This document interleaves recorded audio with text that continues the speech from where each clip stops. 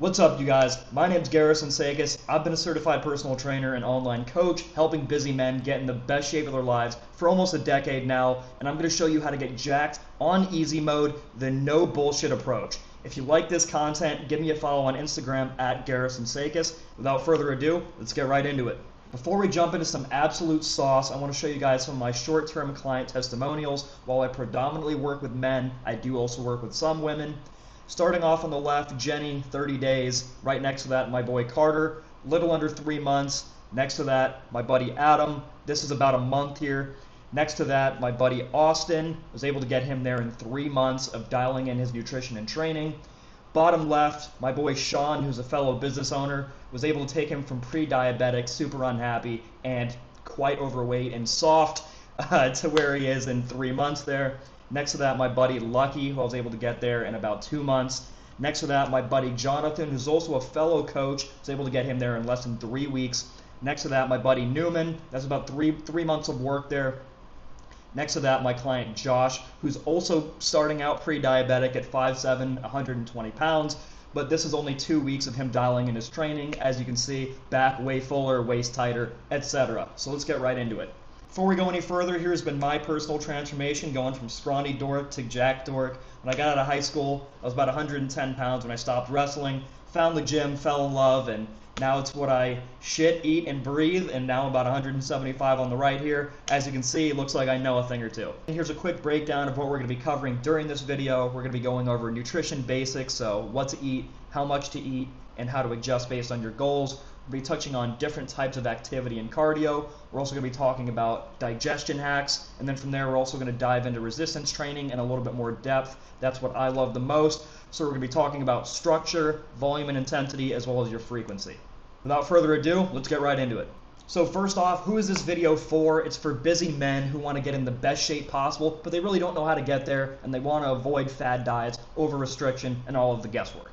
We're going to kick it off with the basics of nutrition. If you guys want some super good, macro-friendly, high-protein recipes, check out Cooking for Gains and Stealth Health Life on Instagram. They put out some amazing recipes that you guys are going to love, so it doesn't feel like dieting whatsoever. In this section, we're going to be touching on thermodynamics, aka energy balance, what foods you need to eat, how much you need to eat, and how to go ahead and track, how to prepare these meals in what sort of format, and then also how to adjust your intake based on your goals.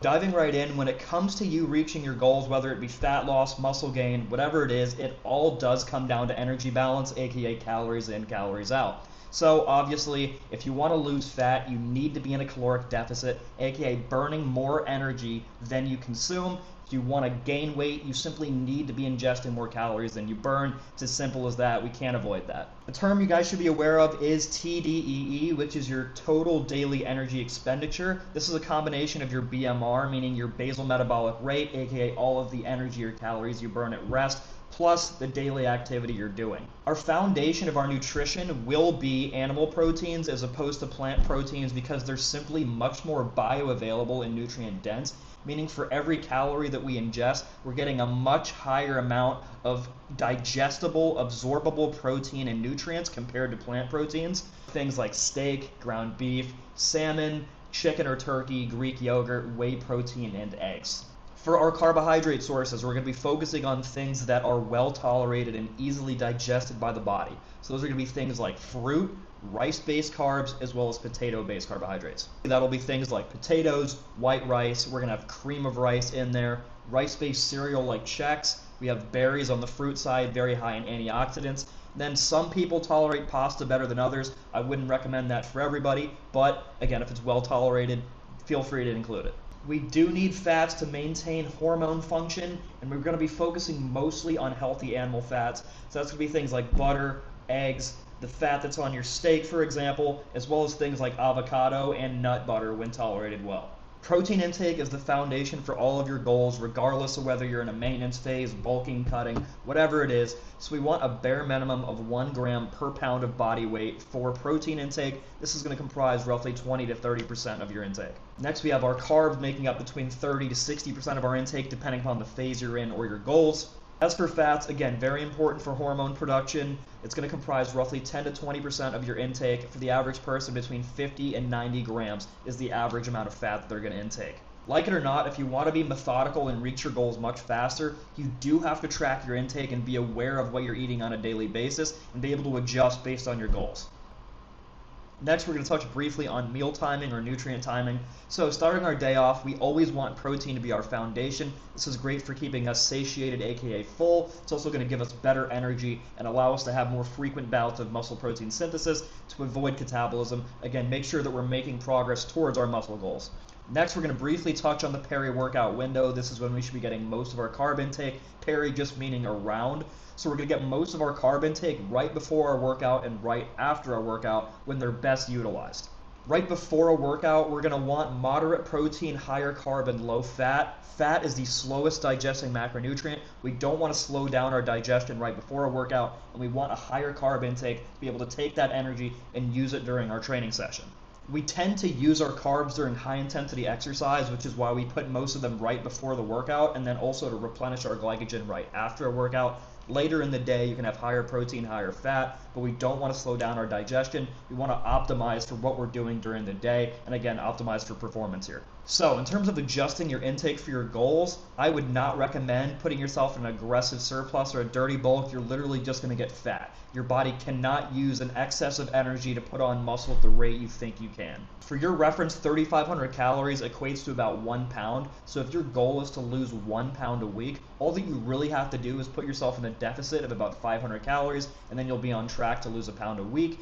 If you want to lose, let's say, 2 pounds a week, you can put yourself in that same deficit of 500 calories and then also begin to up your activity by about 500 calories a day. If you wanted to go ahead and lose more than 2 pounds a week, which I wouldn't recommend for most people unless they're super fat and have a lot of weight to lose, you can go ahead and scale this deficit and activity accordingly. But be mindful, you can't pull your calories down forever. You will go through metabolic adaptation and your body will stall out on that. So just be mindful, pace yourself accordingly.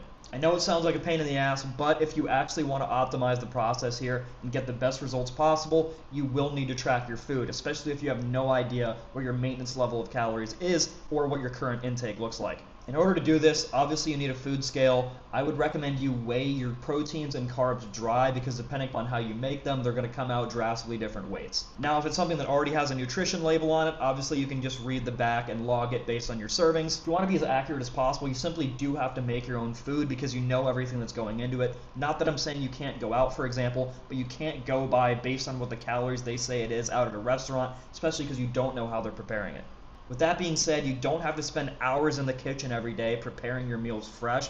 I'd recommend twice a week you bulk prepare your animal proteins and your carbs so you can go ahead and just throw those in a Tupperware and then pull out how much you need for each meal, and it's super simple that way. On the flip side, if you're having a protein shake or something like cereal pre-workout, obviously you don't need to go ahead and prepare that super fast to make. Next, we're going to touch on the thermic effect of food because the different macronutrients have different energy requirements to go ahead and digest them. Starting with protein, it has the highest energy requirements to break it down into energy by far. You expend 20 to 30% of the caloric intake of protein, breaking it down into amino acids for energy. As for carbs, depending upon the source, depending upon whether it's a simple or complex carbohydrate, that's going to be about 10 to 15% of the calorie intake being used to break that down into energy. As for fats, be very careful here because it requires almost no energy whatsoever to go ahead and digest fats, so it's much easier to push yourself into a surplus by eating fat. Now that you know this, you can use the thermic effect of foods to your advantage, especially in a dieting phase. Let's say hypothetically you're in a deficit of 500 calories, so let's say that's 2,000 calories for you. Let's say you stall out there, you could literally continue making progress by simply upping the protein, which is going to drive you into a further deficit because, again, it requires more energy to break that protein down. For a bonus here, I included an example fat loss template. Again, take this with a grain of salt. I don't know what your intake looks like. I wouldn't recommend anyone and everyone just uses this, but this is a basic framework for what you could follow if you wanted to go ahead and build yourself out a meal plan. In this example, I just used some ranges here just so you have a decent idea. Again, this comes out to roughly 23 to 2,500 calories, over 200 grams of protein, between 200 and 250 grams of carbs, and about 60 to 70 grams of fat. Take this with a grain of salt. This is just a bare bones example template. I'm not saying anyone and everyone could or should use this, but some people could probably just take this, run with it, and make some awesome progress. But it depends on what your maintenance level of calories is and what your starting point is as a whole. So to recap the nutrition side, animal proteins are king for bioavailability and nutrient density, meaning your body is going to actually be able to utilize, digest, and absorb a much higher percentage of what you're consuming compared to plant proteins, with whey protein actually having the highest level of bioavailability. So don't avoid whey. Moving on, I'm not saying you have to eat 100% clean here. If your goal is fat loss, as long as you're in a deficit, your protein is high, and your training's on point, you can continue making progress, basically eating whatever, but we want our foundation of our intake to be whole foods, bare minimum 80-20. Like I said before, if you want to be accurate, you're going to have to go ahead and track your food. It seems like a pain in the ass, but it's a necessary evil. Once you get used to it, it's honestly pretty damn easy. And lastly, when you're in an aggressive deficit, your body will undergo metabolic adaptation. So again, you can't keep yourself in a deficit forever, which is why you don't want to start it out too aggressive, and you want to go ahead and supplement that with activity. For example, if you're in a dieting phase and you've stalled out on fat loss, you can go ahead and take a slight break for 1 to 2 weeks, and then after that re-enter that deficit to go ahead and continue that progress. Now, before we go any further, taking a quick break from the yap session, if you don't want to think about any of this and you just want me to handle all of it for you, to create a custom game plan, streamline the process to where all you have to do is execute, click my link down below, book a call with me, and we'll see if you're a good fit. Lucky for you guys, we're moving on to a shorter section, which is the main types of activity and the 2 main types of cardio being LISS and HIIT. And we're also going to talk about NEAT, which is non-exercise activity thermogenesis, which is basically all the calories you're burning doing everything other than your direct exercise and training. So diving right in, the main 2 types of cardio are HIIT and LISS. HIIT is high intensity interval training, doing short bursts of high effort activity, and then LISS is low intensity steady state, thinking of, let's say, jogging, elliptical, Stairmaster, things that are much more, again, steady state, where you're keeping your heart rate much more consistent. The main differences here are basically the energy systems being used and the fatigue created during HIIT. Because it's high effort interval training, you're doing short bursts of high intensity activity. You're going to be using glycogen for this, and it also does create more muscular fatigue compared to LISS. On the other hand, LISS is lipolytic, meaning you're able to draw directly from fat stores for energy during this type of cardio, but when calorie burn is equated, you're going to get basically the same outcome. I will say if you're in an aggressive deficit and you're training super hard, I would err on the side of LISS because, again, it creates less fatigue, so you're just going to recover better doing more LISS as opposed to HIIT. In my opinion, the best type of NEAT you could be doing is just by hitting a bare minimum step count of 7K steps a day. This also decreases all-cause risk of mortality. I'd recommend you hit, again, between 7 and 10K steps a day. By hitting a consistent 10K steps a day, you're getting about an additional 400 to 500 calories of consistent burn. So again, you can factor that into your deficit as well to expedite your rate of loss. For overall heart health, doing between 20 to 30 minutes, 3 to 4 times a week of direct cardio is going to be ideal for most people. In this section, we're going to talk a little bit more about digestion and meal timing. So we're going to start with GDAs, aka glucose disposal agents, and we're going to talk about some different hacks that you can implement to go ahead and get the most out of these things. Before we go any further, we're going to briefly touch on insulin sensitivity and why it's important. I'm sure you've heard the term before, but we're going to talk about why it actually matters. So to try and keep this as simple as possible, whenever you eat any type of carb, it doesn't matter what it is all broken down into sugar one way or another. Complex carbs are broken down more slowly, simple carbs are digested much faster and spike your blood sugar faster. This is known as glycemic index. When you're digesting these carbs, when that sugar enters your bloodstream, your pancreas now has to secrete a hormone called insulin to basically take this free-floating sugar and now drive it into your muscles to store it as energy, known as glycogen. You can think of insulin as the key that unlocks your muscles to allow that sugar in to be stored as energy, and your insulin receptors are basically what communicate to tell your pancreas how much insulin to secrete. Now, how effectively your body takes this free-floating sugar, drives it into the muscles to store it as energy and lower your blood sugar is known as glucose metabolism. This is what helps dictate that insulin sensitivity.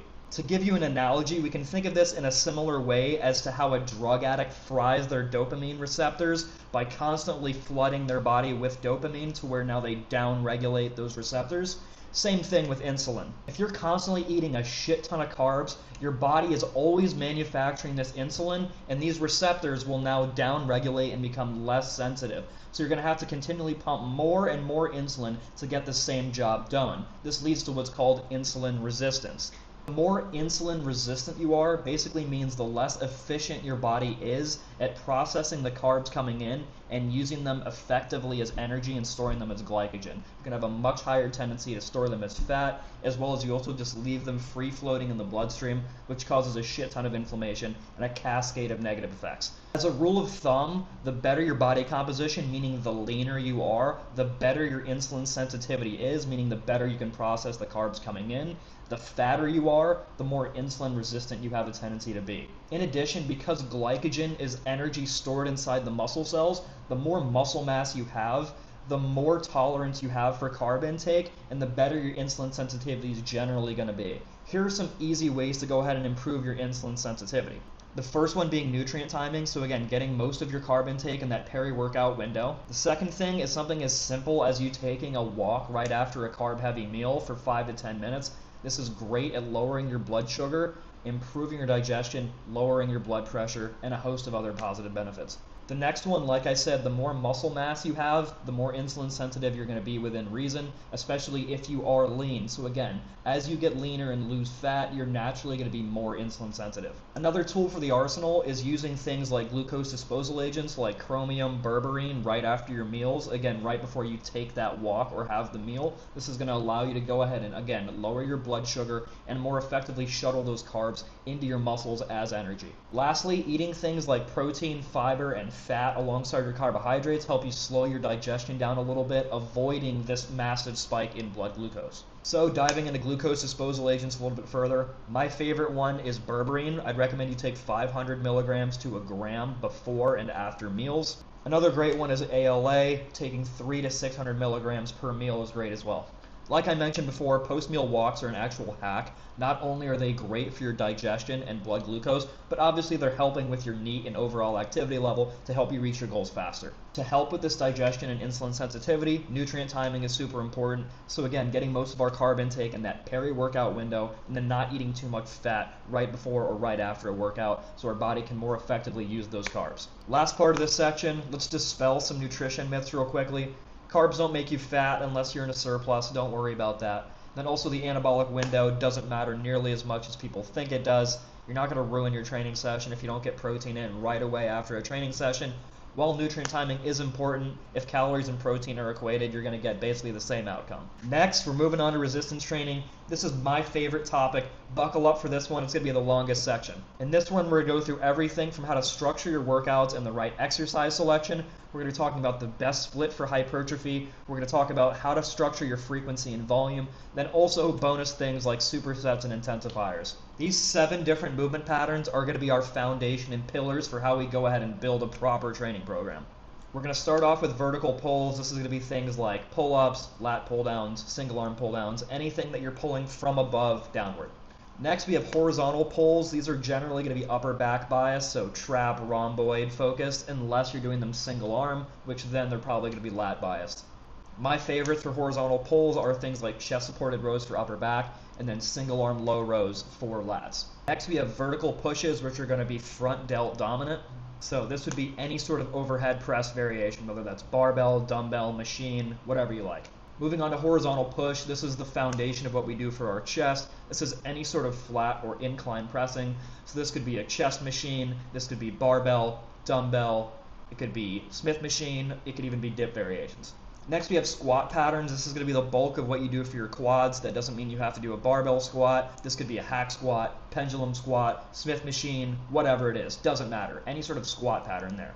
Next we have hinge variations. Again, this is what's going to help you build strength and resiliency on the posterior chain. So glutes, hamstrings, low back. This is going to be any sort of deadlift variation, whether that's barbell, stiff-legged deadlift. It could be dumbbell, any sort of Romanians, whatever it is. These are going to be the bulk of what you do for building the back half of your body.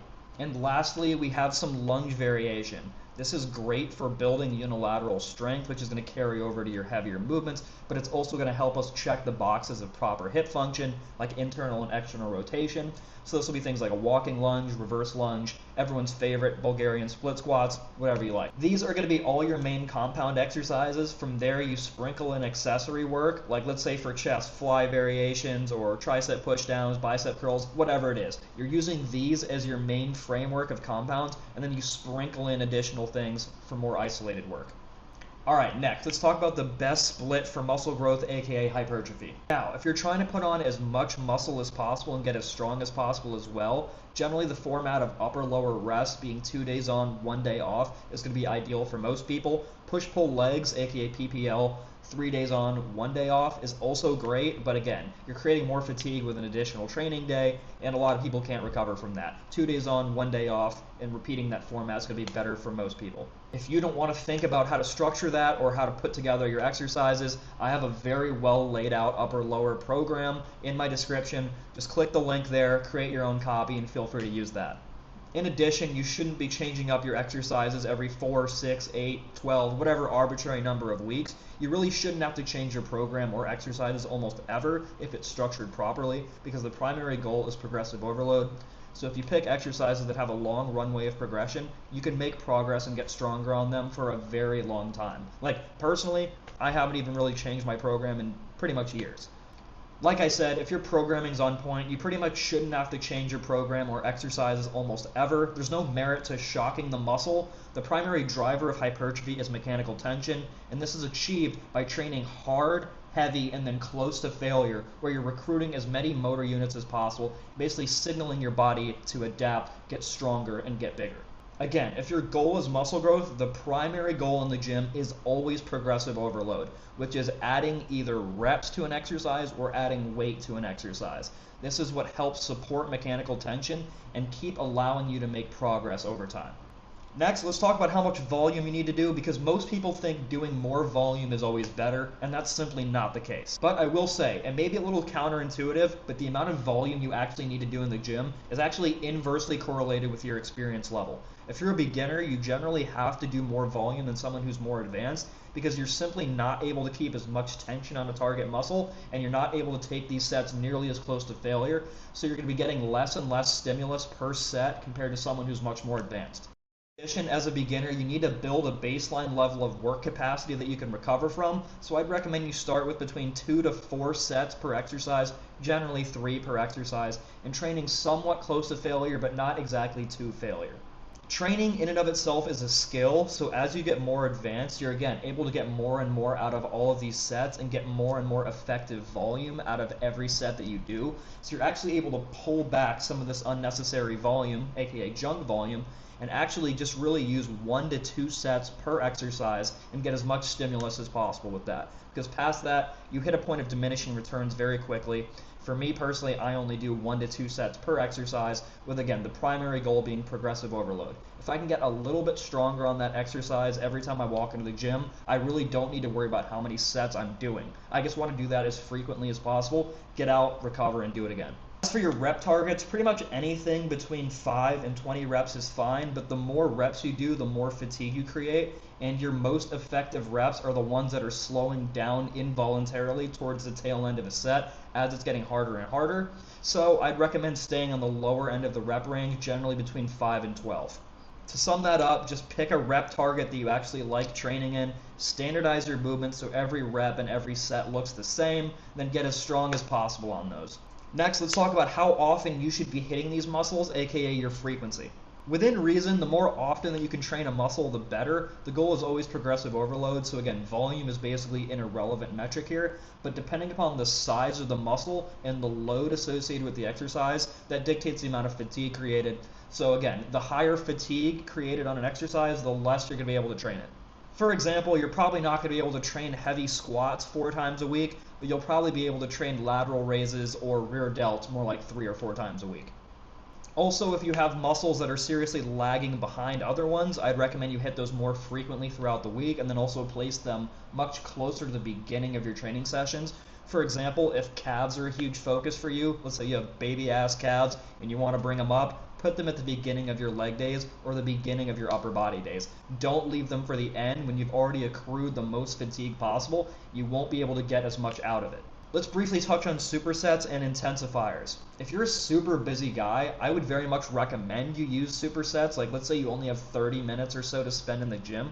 Doing antagonistic supersets, like a push or pull type superset, is really going to be a great bang for your buck. While it's not as optimal as you taking an adequate amount of rest in between the exercises, doing antagonistic supersets are still very, very good. You're going to be able to make a lot of great progress doing that. Now, there's also a train of thought amongst a lot of people that think doing things like drop sets, rest pauses, cluster sets, etc. are creating a unique stimulus for growth that's better than taking straight sets to failure.